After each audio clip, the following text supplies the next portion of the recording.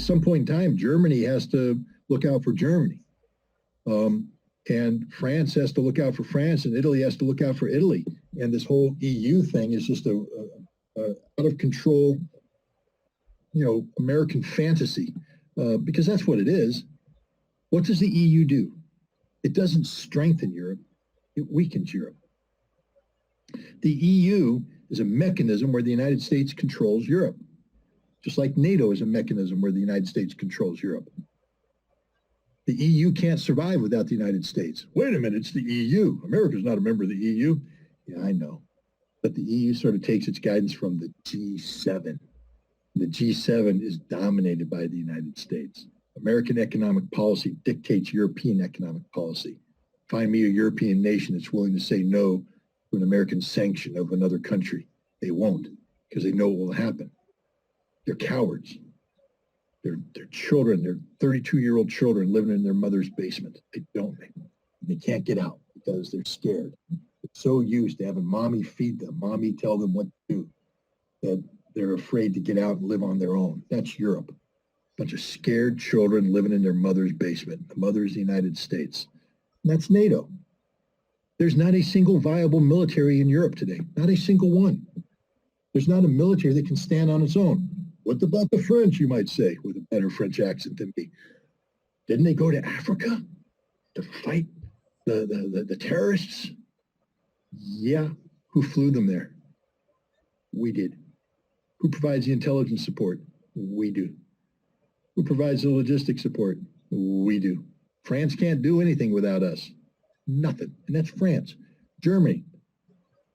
Germany can't do anything. A German military officer, you ask him to think, he's going to call up his counterpart in Washington, D.C. What should I think? What should I say? What should I do? They're incapable of independent thought. The British, if we wait much longer, there won't be a British military. It's just shrinking in front of us. The amazing shrinking man, down to nothing. There's more generals than there are, men almost. That's an exaggeration, but, no.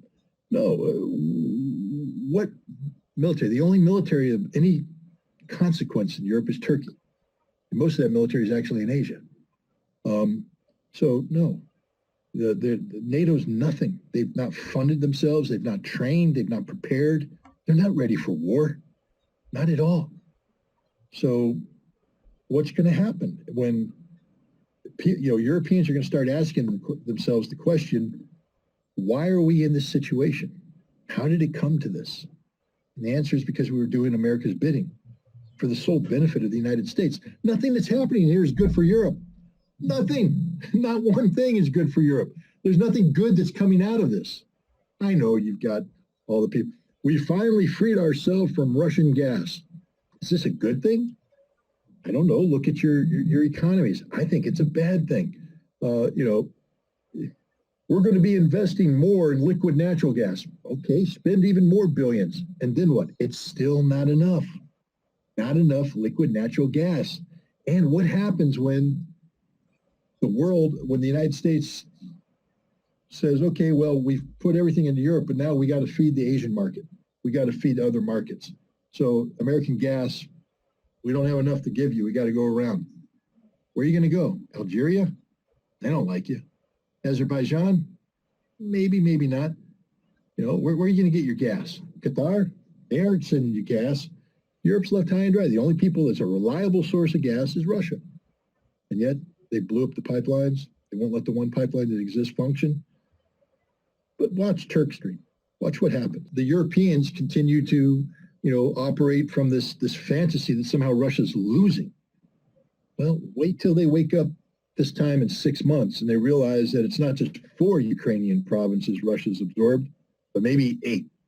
I'm not saying I know what the future is, but do you really think if things continue to go this way that Odessa is going to stay Ukrainian? Do you think Kharkov is going to stay Ukrainian? Do you think Nikolaev is going to stay Ukrainian? Dnipropetrovsk is going to stay Ukrainian? Maybe if they negotiated peace now, that could happen. But if they want to continue this war, I don't know. I don't see. Is Russia really going to leave Transnistria hanging by itself? 400,000 pro-Russians isolated under threat from Moldova and Romania with Ukraine right there. Is that really going to be the way this ends? Or is Russia going to build that land corridor through Odessa, link up with Transnistria, and secure the Russian people, the Russian nation, something that Vladimir Putin has promised? Is Russia really going to give Ukraine continued access to the Black Sea after they fired missiles that sank a Russian cruiser? Or are they going to isolate Ukraine? Is Russia really going to give Ukraine the economic potential that comes from being able to carry out international trade and commerce from Port of Odessa? Or is Russia going to turn Ukraine into a pathetic landlocked nation with no major industrial capacity? Zelensky has a lot to think about. Unfortunately, rather than calling peacemakers strong people, we call them weak. We tend to call the war fighters, the people who support war, we call them strong. The reality is they're the weak ones. It doesn't take, it's a coward's way out to fight because it becomes a physical thing. It becomes brute strength. The heroes are the ones that take the hard path. Peace, negotiation. This is the hardest decision that it's the hardest thing in the world to get. Hardest thing in the world to get. And it takes a better man than most of the people out there to do it, a better woman. It takes a better person. But it takes a person of enormous internal strength. The easiest thing to do is to punch somebody in the face. Easiest thing in the world to do. The hardest thing is to not punch them, sit down and talk to them about why it is they feel the way they feel. And then have the courage to listen to their answer and then do something about it so that there isn't an altercation. That's real courage. That's real strength. But instead, we sit here and we lift weights and then we get all pumped up and you come at me and you say something, bam, I hit you in the face. And there was, oh, he's a tough guy. No, he's a coward. If I punch you in the face, I'm a coward because I didn't have the courage to confront you nonviolently, to ask you your opinion. I didn't have the courage to listen to you. I didn't have the courage to act on what you said. That's where courage comes from. A coward punches people. A coward invades countries. The strongest people sit down and talk. And people say, well, you just called Putin a coward. No. Putin tried to talk. He tried to talk a long time. From 2015 on, even prior to that. Minsk II. This war could have been stopped had they just signed the agreement. The draft treaties of December of last year. Read the things. Talk to Putin. Talk. You don't have to say, yes, we agree to everything Russia said here. Russia wasn't even demanding that. All Russia wanted you to do is read them and respond. Listen, talk. That takes courage. And nobody in the West had the courage to sit down with Vladimir Putin and have that conversation. That's the ignorance of taking that. Yes, you have to pay attention to Vladimir Putin. You can't ignore Vladimir Putin. Or you do at your own risk. But the best way to deal with Vladimir Putin is to listen to him. We go back to that speech he gave. What did he talk about? The Russian motherland, Mother Russia. So the best way to deal with Putin isn't as Vladimir Putin the individual, but Vladimir Putin, the president of Mother Russia, of the Russian people. And if you take that and that whole approach, suddenly you see the ridiculousness of all these Putin whisperers out there who advise Joe Biden about, well, if you do this, Putin will do this. If you do this, Putin will that. Stop talking about what Putin's going to do. If you do this, this is how Russia's going to react. Boom. Because Putin feeds off of Russia. I mean, he's the president of Russia. He obviously cares about Russia. So you should focus on the whole entity of Russia. That's how you get Putin to respond. That would be my approach. He's not corrupted. You can't go in there and hand him a briefcase of money and expect him to do something. That's not how he works. He looks for the best interests of Russia. So talk to him about what's good for Russia. Not what I think is good for Russia. What does he think is good for Russia? Find out. Remember, sit down and talk to people. Have a conversation. Don't be afraid to listen and have the courage to act on what they tell you. Who's doing that with Putin right now? A lot of people are. You know who is? Xi Jinping. He has conversations with Putin. He listens to Putin. This is the Indian, Modi. He listens to Putin. There's a lot of people who listen to Putin. Not in terms of being dictated to by Putin, but having an actual conversation. Full conversation about what does Russia need? Not what does Putin need? What does Russia need? Because even Vladimir Putin looks in the mirror and realizes that in a day, hopefully for him longer away, but at some point in time, he ain't going to be president anymore. But Russia will still exist. And the policies that he's putting in place today will have an impact on the Russians that are living that long time. See, I think Putin actually believes this. He's not living for the moment. He's living for the long term, what's good for Russia. And so imagine how much impact you could have in having a conversation with Vladimir Putin about what's good for Russia long term. Not what can Russia do for me, but what can we do for Russia? And then I think Putin would turn around and say, what can we do for the United States? You know, how do we make what's good for America good for Russia? Where do we find points of commonality? How do we work together towards this common objective so that our grandchildren are raised in a world where the United States and Russia aren't talking about hitting each other with nuclear weapons, where there's no sanctions, where it's not a matter of embarrassment to have a Russian visa in your passport to visit. When you come back to the United States, you don't have to worry about customs officials going, oh, you went to Russia. Come back here in the room. We're going to rip through all your stuff. Tell us what you were doing in Russia. As opposed to, hey, you have a good trip? How was it? Moscow as pretty as they say it is? Yeah. Oh, man, good luck. Welcome back. That's the future I want for my grandchildren. And I imagine that's the future that Russians want for their grandchildren. It could be a future you want for your grandchildren. Wouldn't you like, Brazil to live in a world where you didn't have to worry about, sanctions and stupidity and war, that you could just, I know it sounds utopian, but that's what multilateralism is. That's what Russia and China and Brazil and BRICS are trying to create. Not a utopia. We all know that humans suck. We know humans do bad things. And we're never going to get rid of war. We're never going to get rid of crime. We're never going to get rid of poverty. But we can try to minimize it. We can try to make it so that war doesn't dominate our life, that poverty doesn't infect, our society, that crime isn't rampant. And we can do that together. And that would be nice. That's what multilateralism is about. But when you have an American singularity, it's about the world revolving around America. And we're this giant black hole that just sucks everything good out of the world for us. And we leave you there with this festering cesspools and sewers and disease and all that. And we're not willing to help you because we only care about ourselves. That's not a good world. But that's the world we live in so long as America remains where it's at. I don't want my country to go downhill. I love my country. I want my country to be strong, powerful, but not in the way that we talked about in terms of punching people in the face. I want my country to be the guy that doesn't punch people in the face. I want my country to be the guy that sits down and talks to people, listens to people, works with them to solve problems. I want to be the problem-solving country. And we're good at that. We are good at solving problems. We put a man on them so we can solve some problems if we apply ourselves. But in order to do that, you got to respect people. Russia respects people. I know they're going to, people, he invaded Ukraine. How could he possibly respect? Then you don't know anything about how we got involved in this conflict. You don't understand what's going on. You don't understand that Putin didn't want the Donbass to be invaded into Russia, that he struggled to keep Donbass part of Ukraine. And that Russia, throughout the 1990s, even though they viewed Crimea as Russian historically, were working with the Ukrainians under the understanding that Crimea was Ukraine.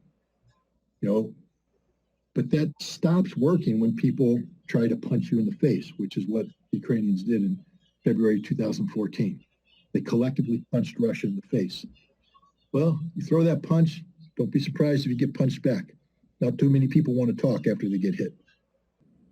6 straight years. And what does that mean? Well, that means that if Biden or Blinken or Sullivan or any of the sophomores that he has advising him decide that we have to risk war with Russia directly in Ukraine, they'll have the support of the American people to fight against this evil, evil, evil country and evil person worse than Hitler, Putin. In other words, let me put it this way. If I were Vladimir Putin, I'm looking at what's going on, I'm saying, my God, the American people are being prepared for war against us. And it'll just take a little flick of the switch to turn on the propaganda machine as before Iraq, based on spurious intelligence evidence, WMD with respect to Iraq, Russian hacking with respect to Russiagate, and we'll be at war with these people. That's very dangerous. That's consequential. And we have this business about the charging Putin with threatening to use tactical nuclear weapons in Ukraine. That's completely made out of whole cloth. That's spurious. That's just as invented as weapons of mass destruction in Iraq. We'll go on record here, Putin has never threatened to use tactical nuclear weapons. Now, it doesn't matter how many times the mainstream media says that, but he hasn't. Now, what has he said about nuclear weapons? Well, he refers to them indirectly. And at the very outset, and this was unusual, at the very outset of what they call their invasion of Ukraine, at the very outset, he said, now look, this is an existential threat for us, and we're prepared to use whatever means are necessary to defend our advance here and to clean out and to destroy the Ukrainian army and clean out the Nazis that are so powerful within the Ukrainian regime. The West is not winning. The U.S. proxy people are not winning. The press in our country has everyone believing that the Ukrainians are winning, but that's far from the case. The Ukrainian army has been destroyed half already. There are less than 200,000 left. What does that mean? Well, that means that the Americans are going to be so startled. The American populace are going, I thought Ukraine was winning. Oh, those Russians. Oh, then there's a little nuclear incident somewhere. Then the neocons, the people who hate Russia like from ever, and the ones that want to kindle this war and keep it going to weaken Russia. I'm not making that up. That's what our Secretary of Defense said. The objective was to weaken Russia. And Zelensky, the new person of the year, when he heard that what the U.S. is doing to supplying weapons and encouraging Zelensky to persevere, that all has to do with weakening Russia, Zelensky stood up and he said, oh, so that's why you're doing this. Oh, you don't care about the Ukrainians? No. Zelensky didn't do it. But we'll help you weaken Russia. Just keep the money coming. Just keep the weapons coming. We'll do what we can. Zelensky has no other option. He's in it, and he's got to stick with the U.S. So it's really sad to see what's happening because people are getting killed. You know, if you reason, as I do, that Biden could stop this at the flick of his wrist by telling Zelensky, the jig is up, we got to make a deal. A deal is possible. Now, I happen to have grown up professionally reading each and every word of every Soviet or Russian leader that was in power. So when Vladimir Putin has a 3.5 hour press conference where he speaks for 45 minutes and then there's a long Q&A, well, I not only watched that, but I printed out. It came to 23 pages, his performance at Valdai on October 28th. Now, there's no indication that any media representatives in Moscow, still less any of these producers in New York or Washington, took the trouble to read the whole thing or even to stay around to watch it, okay? So what's the deal? The deal is that the penultimate question, next to the last question, was really interesting. A fellow, I'm convinced there was a canned message, a prepared message that Putin pretty much planted.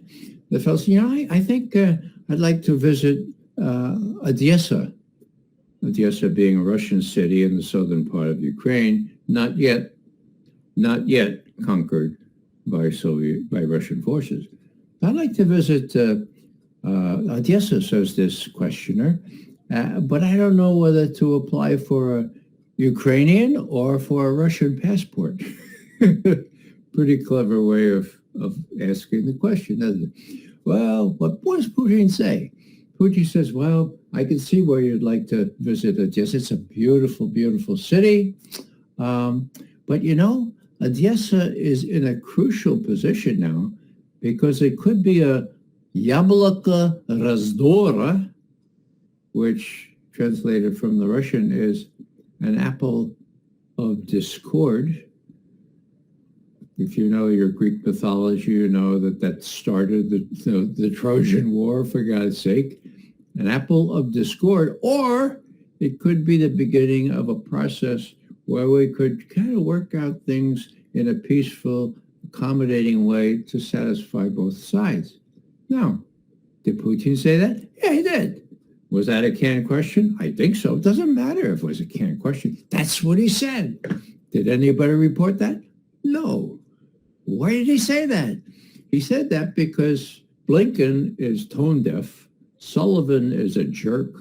The other people working for Biden are sophomores that don't really know what's going on. So the Russians choose this very familiar technique of changing their rhetoric, dropping in little suggestions. Look, if you don't want us to conquer Odessa, if you don't want us to make Ukraine completely blocked from the sea, a landlocked, whatever, agricultural center for Europe, well, then you ought to talk to us now, because a couple of months from now, it's going to be too late. We can go all the way to Romania, and we probably will. So here's a little Odessa, Apfel, Яблоко раздора, apple of discord, or Яблоко of peace. So what I'm saying here is that this is not impossible, but it requires the people running our policy, like Victoria Nuland, who was responsible largely for the coup in Kiev on the 22nd of February 2014, requires her to be fired. You're not going to get her to change her ways. She has an innate hate for Russia. And she's one of these people that thinks that Russia is genetically evil. You know that our National Intelligence Director, James Clapper, accused Russia of being almost genetically inclined to do all manner of evil things. Genetically. My God. Oh, well, who's he? He was the head of all U.S. intelligence. The CIA, the FBI, they all reported to James Clapper. So what I'm saying here is that there are people who hate or think they should hate Russia viscerally. There are other people who want to make arms and profiteer on wars such as this. And both of them seem to be very naive and thinking that they can do all this forever without Russia reacting in such a way as to risk real trouble, namely nuclear war.